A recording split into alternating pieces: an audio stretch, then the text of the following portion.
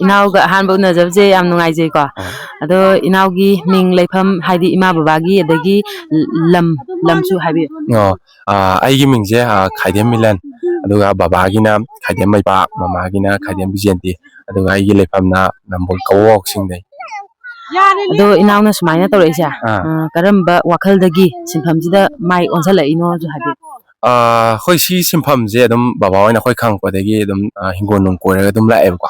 ada pandemic hoi corona hok pa 2020 gi ja sidai gi yamba jina strawberry tha je tha ga yeng jina dum ai ju maram da college ka bo hok do ni baina da ada ida yeng jina dum ai tha ba yeng gi dagi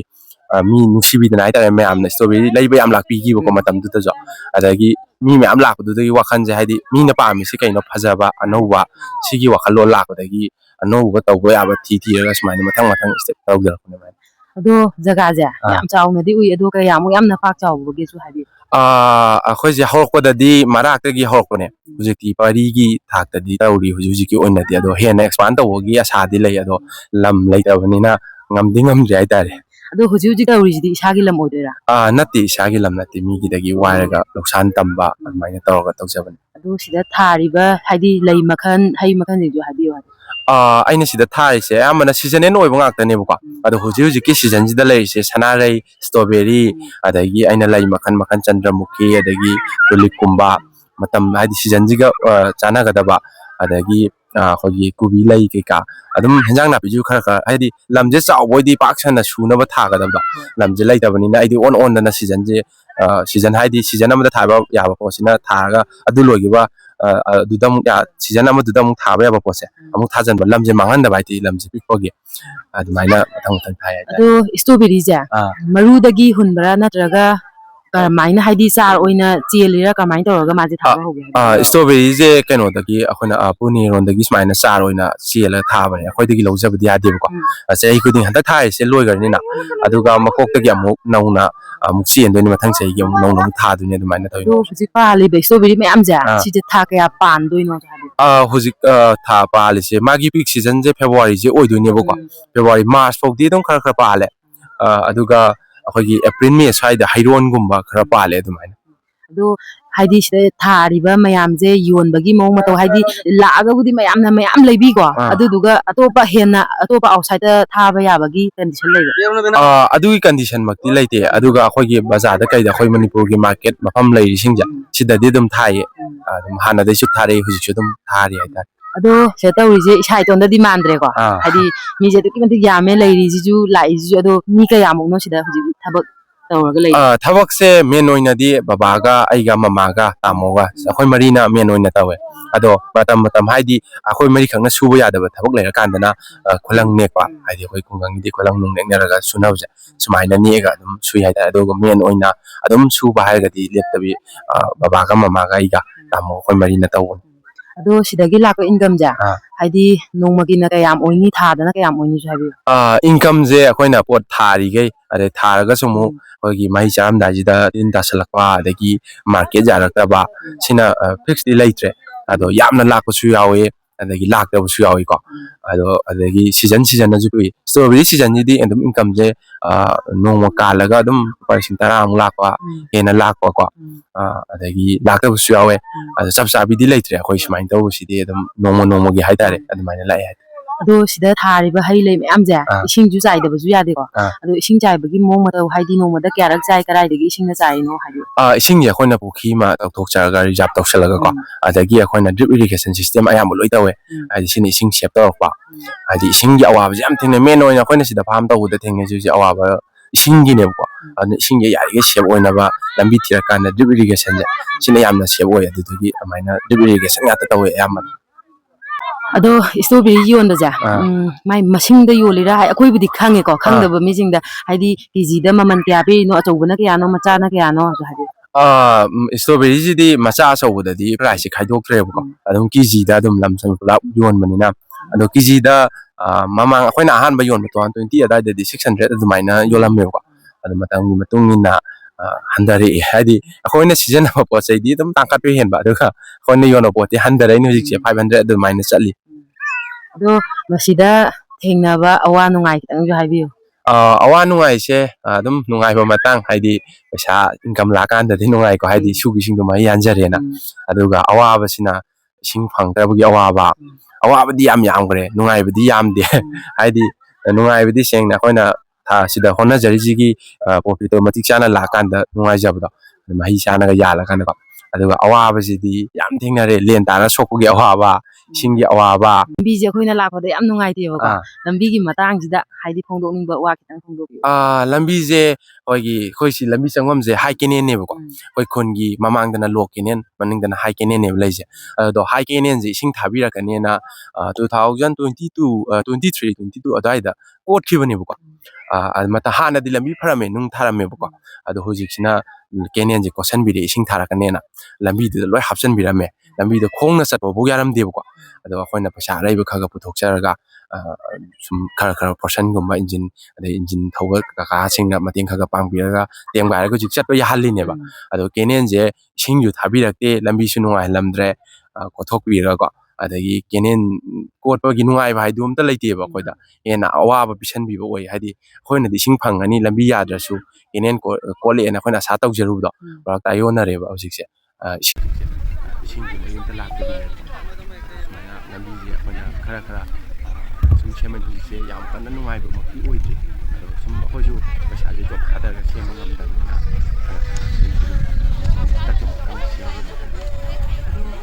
ꯍꯧꯖꯤꯛ ꯂꯥꯛꯏꯕ ꯃꯤꯁꯤꯡꯗ ꯑꯗꯨꯒ ꯂꯥꯛꯀꯗꯧꯔꯤꯕ ꯃꯤ ꯃꯌꯥꯝꯁꯤꯗ ꯍꯥꯏꯅꯤꯡꯕ ꯍꯥꯏꯅꯤꯡꯕꯁꯦ ꯍꯥꯏꯗꯤ ꯁꯦꯡꯅ ꯑꯩꯅ ꯍꯧꯖꯤꯛ ꯃꯌꯥꯝ ꯂꯥꯛꯍꯜꯂꯤꯁꯦ ꯃꯌꯥꯝꯅ ꯅꯨꯡꯁꯤꯕꯤꯗꯅ ꯏꯁꯇ꯭ꯔꯣꯕꯦꯔꯤ ꯑꯗꯩ ꯊꯥꯡꯗ ꯌꯣꯟꯕ ꯈꯔ ꯂꯧꯕꯤꯕ ꯑꯗꯨꯒ ꯑꯩ ꯇꯤꯀꯦꯠ ꯅꯣꯡ ꯈꯣꯠꯄꯅ ꯍꯧꯖꯤꯛꯇꯤ ꯂꯧꯕ ꯈꯣꯠꯄ ꯑꯗꯨ ꯀꯩꯝ ꯇꯧꯗꯦ ꯑꯗꯣ ꯑꯩꯅ ꯍꯧꯖꯤꯛ ꯂꯩ ꯅꯨꯡ ꯊꯥꯔꯤꯁꯦ ꯄꯩꯁꯥ ꯌꯥꯝ ꯆꯪꯉꯦꯕꯀꯣ ꯑꯗꯣ ꯑꯩꯁꯤ ꯇ꯭ꯔꯥꯏꯌꯦꯜꯅꯤꯅ ꯑꯩꯅ ꯃꯌꯥꯝꯗ ꯁꯨꯝ ꯐ꯭ꯔꯤꯗ ꯑꯗꯨꯝ ꯌꯦꯡꯍꯜꯂꯕꯅꯦ ꯑꯗꯣ ꯑꯩꯅ ꯃꯌꯥꯝꯗ ꯍꯥꯏꯖꯅꯤꯡꯉꯤ ꯍꯥꯏꯗꯤ ꯐꯥꯔꯝꯁꯤꯗ ꯂꯥꯛꯄꯤꯔꯒ ꯍꯥꯏꯗꯤ ꯍꯩ ꯂꯩ ꯌꯦꯡꯕꯤꯔꯁꯨꯀꯣ ꯊꯥꯗꯠꯄ ꯈꯣꯠꯄ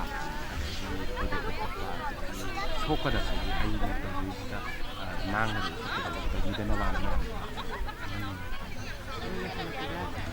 ꯍꯧꯒꯠꯂꯛꯏꯕ ꯍꯥꯏꯗꯤ ꯅꯍꯥꯁꯤꯡꯁꯤꯗ ꯍꯥꯏꯅꯤꯡꯕ ꯄꯤꯅꯤꯡꯕ ꯃꯦꯁꯦꯖ ꯄꯤꯅꯤꯡꯕꯁꯦ ꯁꯦꯡꯅ ꯃꯅꯤꯄꯨꯔꯁꯦ ꯁꯤꯒꯤ ꯈꯨꯗꯛꯇ ꯍꯥꯏꯗꯤ ꯑꯩ ꯍꯥꯟꯅꯗꯁꯨ ꯌꯥꯝ ꯍꯥꯏꯅꯤꯡꯅ ꯂꯩꯕꯀꯣ ꯃꯌꯥꯝꯅ ꯁꯦꯌꯔ ꯇꯧꯖꯒꯦ ꯌꯨꯠꯁꯤꯡꯁꯤꯁꯨ ꯍꯥꯏꯗꯤ ꯃꯅꯤꯄꯨꯔꯁꯦ ꯇꯁꯦꯡꯅ ꯊꯕꯛ ꯁꯨꯅꯤꯡꯗꯕꯗꯤ ꯂꯩꯇꯕ ꯅꯠꯇꯦ ꯁꯨꯅꯤꯡꯕ ꯌꯥꯝ ꯀꯤꯌꯦꯕꯀꯣ ꯑꯗ ꯍꯥꯏꯗꯤ ꯑꯩꯈꯣꯏꯅ ꯔꯤꯛꯁ ꯂꯧꯕꯁꯦ ꯌꯥꯝ ꯀꯤꯕ ꯁꯦꯡꯅ ꯑꯩꯅ ꯑꯅꯧꯕ ꯄꯣꯠ ꯑꯃ ꯊꯥꯕ ꯃꯇꯝꯗ ꯍꯥꯟꯅ ꯀꯅꯥꯝ ꯊꯥꯔꯝꯗꯕꯁꯦ ꯑꯩꯅ ꯄꯩꯁꯥ ꯐꯪꯉꯦ ꯍꯥꯏꯔꯒꯗꯤ ꯊꯥꯒꯦ ꯍꯥꯏꯕ ꯃꯤꯁꯦ ꯑꯗꯨꯛꯀꯤ ꯃꯇꯤꯛ ꯂꯥꯛꯑꯦꯕꯀꯣ ꯍꯥꯏꯗꯤ ꯄꯣꯠꯇꯣ ꯄꯩꯁꯥ ꯐꯪꯉꯦ ꯈꯪꯕꯒꯤ ꯑꯗꯨꯅ ꯊꯕꯛ ꯁꯨꯅꯤꯡꯕꯗꯤ ꯑꯗꯨꯛꯀꯤ ꯃꯇꯤꯛ ꯂꯩꯌꯦꯕ ꯔꯤꯛꯁ ꯂꯧꯕꯁꯦ ꯀꯤꯕꯒꯤꯅꯦꯕ ꯑꯗꯣ ꯊꯕꯛ ꯑꯃ ꯇꯧꯔꯗꯤ ꯐꯦꯜ ꯑꯣꯏꯕ ꯅꯠꯇ꯭ꯔꯒ ꯃꯥꯏ ꯄꯥꯛꯄ ꯍꯥꯏꯁꯤꯗꯤ ꯊꯕꯛ ꯑꯃ ꯇꯧꯔꯗꯤ ꯁꯣꯏꯗ꯭ꯔꯕꯅꯤ ꯑꯗꯨꯅ ꯔꯤꯛꯁ ꯂꯧꯕꯁꯦ ꯀꯤꯗꯕ ꯑꯩꯅ ꯇꯧꯒꯦ ꯈꯜꯂꯒꯗꯤ ꯃꯤꯅ ꯇꯧꯗꯕ ꯉꯝꯒꯦꯅ ꯊꯧꯅꯥ ꯑꯃ ꯂꯩꯕꯤꯔꯒꯀꯣ ꯍꯣꯠꯅꯕꯤꯔꯒꯗꯤ ꯉꯝꯁꯨ ꯉꯝꯒꯅꯤ ꯄꯣꯠꯄꯨ ꯍꯣꯠꯅꯔꯗꯤ ꯃꯍꯩ ꯈꯔꯗꯤ ꯑꯗꯨꯝ ꯌꯥꯟꯕꯅꯤ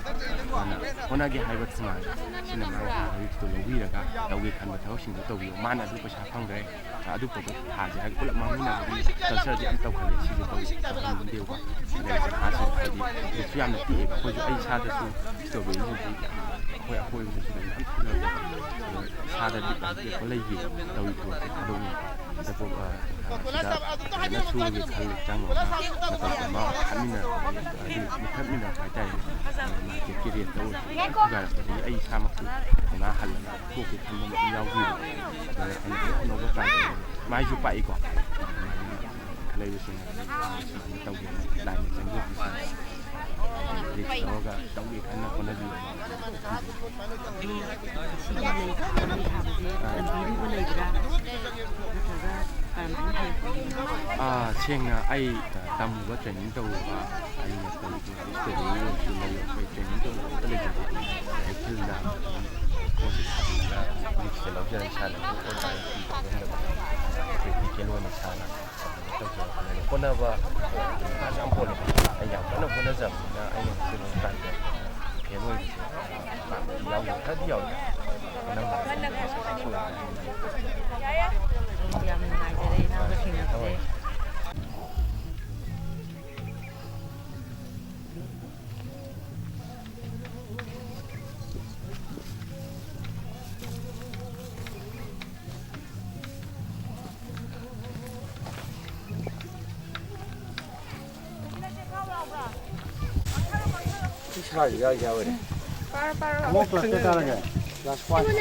ꯀꯌꯥꯅꯣ ꯑꯗꯨꯗ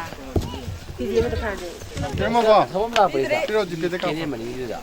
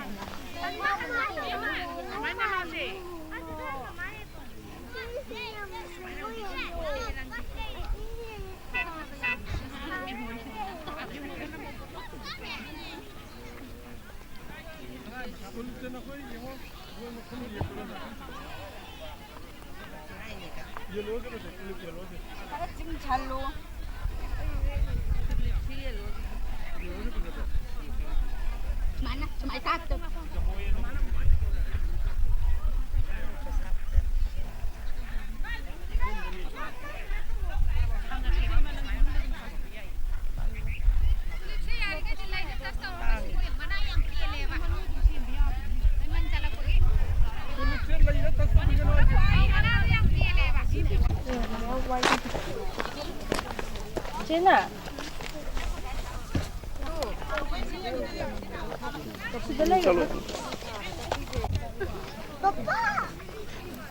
뭐 받아가 글로.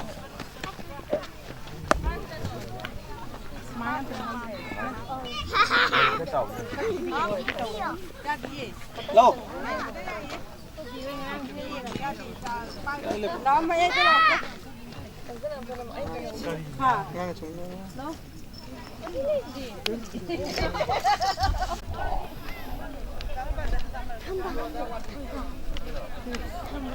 Nó thì tulip này.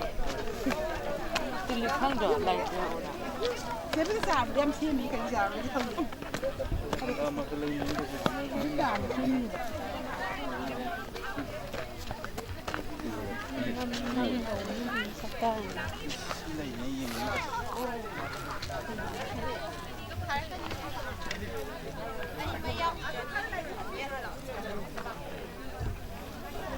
Bây giờ ông không có tài cho nên liệp vào xịt nào. 어디? 좋은 바이 렉트로.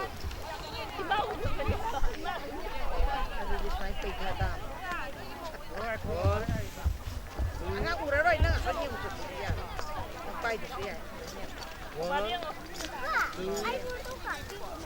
Ayo. Si ubro di pisah.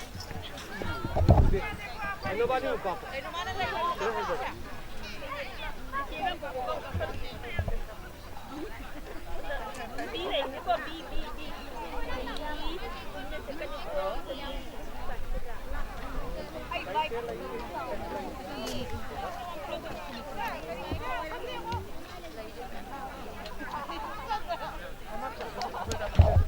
Naman tong kape.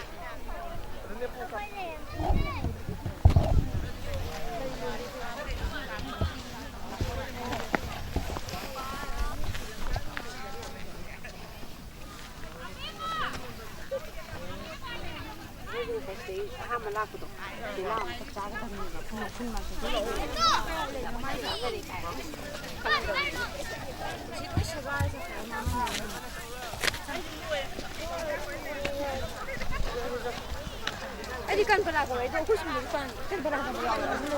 edi mo na ni